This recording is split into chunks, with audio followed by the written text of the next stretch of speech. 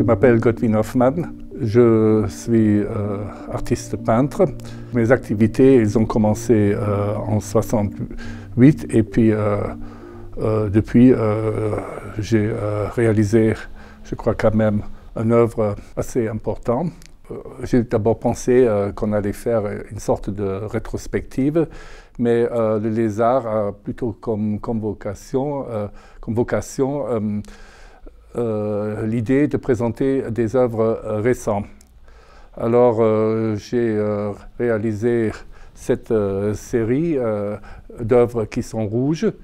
C'est peut-être étonnant, le sujet rouge, mais ça basait seulement sur le désir de faire ou d'exploiter le rouge. Dans la galerie Rémi Bucciali, je montre des aquatintes et il y a beaucoup de gens qui croient Godwin Hoffmann, bon, c'est le noir et le blanc.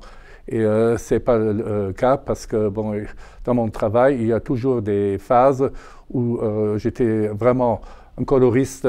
L'idée vraiment d'exploiter, c'était basé sur quelque chose de très simple, mais tout à fait légitime, c'était le désir d'exploiter le rouge. Peut-être c'était aussi une sorte de référence à un professeur aux Beaux-Arts qui est décédé il y a peu de temps, c'est Ruprecht Geiger, qui est arrivé quand même à l'âge de 101 ans, c'est tout à fait remarquable, et puis qui s'est occupé aussi du rouge, mais tout à fait d'une autre manière.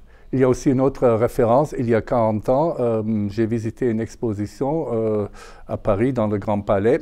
C'était une exposition de Barnett Newman. Et là, il y avait aussi quelques œuvres qui étaient réalisées en rouge. Donc, il me fallait peut-être 40 ans de reprendre ce sujet de rouge. La dimension est marquée par la verticalité. C'est une manière, pour moi, c'est certainement très abstrait, de mesurer l'espace, c'est-à-dire on peut voir l'espace d'une manière horizontale, c'est-à-dire c'est l'horizon, la mer, et d'autre part, avec des éléments verticaux, on mesure aussi l'espace. Par exemple, quand on roule, il y a des arbres, des poteaux téléphoniques au bord de la route. Ce sont des éléments qui sont verticaux. Il y a une tradition en France qui était basée sur un système très bien réglementé. C'est-à-dire il y a trois catégories de peinture qui est classique. C'était le format paysage, portrait et maritime. Et puis, il y a un certain nombre de points, etc. Bon, moi, j'ai fait mes études en Allemagne, à Düsseldorf, d'autre part aussi à un moment où il y a d'autres tendances qui sont arrivées, la peinture américaine, etc., et qui avaient tout à fait d'autres proportions, d'autres formats. Je ne me suis pas attaché au système français, c'est-à-dire j'ai fait plutôt le contraire. J'ai découpé le tableau rectangulaire, par exemple en créant des diptyques. Les diptyques, les panneaux sont accrochés dans une certaine distance qui peuvent être calculées d'après le nombre d'or.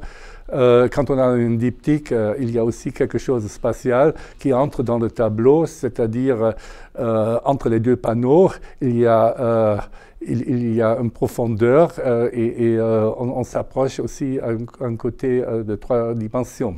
Les œuvres ne sont pas faites d'une manière spontanée. Ils sont toujours préparés, d'abord par des petits croquis, après il y a des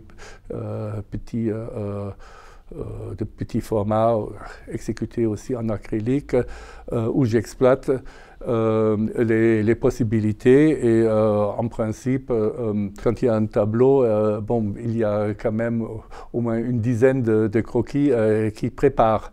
Moi, j'ai défini avec mes œuvres l'environnement. Et donc, l'architecture est toujours présent. Hein, c'est-à-dire c'est quelque chose que j'accepte, que je dois accepter, où j'interviens. C'est-à-dire je n'essaie pas de dominer l'architecture. D'autre part, quand il y a un espace comme ici. J'essaie aussi de structurer cet espace d'une manière rythmique. Il y a toujours quelque chose de très musical, une forme de composition, de créer un rythme, de ne pas répéter, de couper, de faire un mouvement, un contre-mouvement, etc.